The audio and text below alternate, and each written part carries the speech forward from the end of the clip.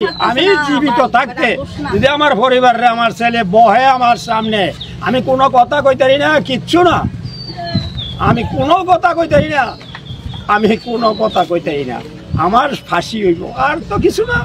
ও আমি শান্তি, তবু আমি শান্তি হয়ে গেলাম। ঈদের পর যার বিয়ে হওয়ার কথা ছিল, আজ তার মৃত্যুতে পুরো পরিবার শোকাহত এবং সেই ছেলেকে হত্যার দায়ভার তার বৃদ্ধ বাবার উপরে। আজ আমি আপনাদেরকে এমন একটি গল্প শেয়ার করব যেটি আমাদের বিবেককে নাড়িয়ে দিবে এবং নেশা নামে অভিশাপ কিভাবে একটি পরিবারকে ধ্বংস করে দিয়েছে সেটিও আজকে আপনারা জানতে পারবেন। এই ঘটনাটি ঘটেছে বাংলাদেশের গাজীপুর জেলার কালীগঞ্জ উপজেলায় জামালপুর এলাকায়। কাউসার, যে ছেলে অন্য সাধারণ ছেলেদের মতোই ছিল, স্কুলে যেত, পড়ায় করতো এবং সাধারণত তারও অনেক স্বপ্ন ছিল, কিন্তু নেশা নামে অভিশাপ তার জীবনটি ধ্বংস করে দিয়েছে। সে আস্তে আস্তে এলাকার অনেক বখাটের ছেলেদের ফাঁদে পড়ে যায় এবং তার যে সাজানো জীবন ছিল সেটি সম্পূর্ণ ধ্বংস হয়ে যায়। তার বাবা মা চিন্তা করেছে ছেলেকে হয়তো দেশের বাইরে পাঠিয়ে দিলে ভালো হয়ে যাবে, কিন্তু যে চিন্তা সেই কাজ। ছেলের বাবা বিভিন্ন থেকে ঋণ নিয়ে তাকে বিদেশ বা তাকে সৌদি আরব পাঠিয়ে দেয়, কিন্তু সে বেশি দিন সেখানে থাকেনি, দেশে চলে এসেছে।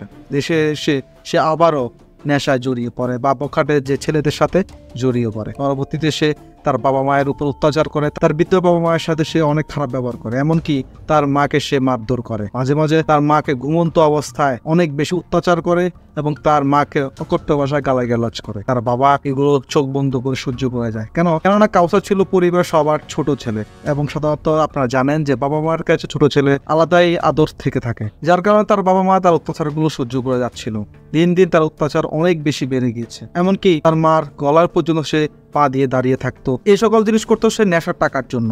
সে সব সময় তার বাবা মায়ের কাছে আবদার করতো যে তাকে টাকাতে। দরিদ্র ফ্যামিলি হওয়াতে তার বাবা মা তাকে তার ইচ্ছা পূরণ করার মতো টাকা তাদের কাছে নেই, যার কারণে সে দিন দিন অত্যাচার বাড়িয়ে দিয়েছে। পরবর্তীতে সে তার বাবা মাকে বলে যে 2 কাঠা জমি বিক্রি করে তাকে যাতে টাকা এনে দেয়, এমনকি সে টাকাটি সে কি করবে সেটি পর্যন্ত সে তার বাবা মাকে বলেনি। এভাবে তার পুরো পরিবার তার কাছে জিম্মি হয়ে পড়ে। দিন শেষে তার বাবা অনেক বেশি রাগান্বিত হয় এবং তার অত্যাচার সহ্য করতে না পেরে ভোর 5টায় নামাজ থেকে ফিরে ঘুমন্ত অবস্থায় ছেলেকে কুড়াল দিয়ে কপিয়ে মেরে ফেলে এবং তিনি নির্দ্বিধায় বলে, আমি আমার ছেলেকে মেরেছি, এতে আমাকে ফাঁসিও দেওয়া হয়, তাও আমার দুঃখ নেই। এমনকি তার মা, তার ভাই, বোন সবাই পর্যন্ত এই ছেলের বিরুদ্ধে বলছে এবং সবাই তাই বৃদ্ধর মুক্তি কামনা করছে। আমি আপনাদের কাছে প্রশ্ন ছুড়ে দিলাম, কতটুকু খারাপ হলে তার বাবা মা এবং কি তার পরিবার মৃত্যুতেও তার বিপক্ষে থাকে? তা আমি আপনাদেরকে বলবো, আপনার সন্তান কোথায় যাচ্ছে, কার সাথে মিশছে, কি করছে, সবকিছু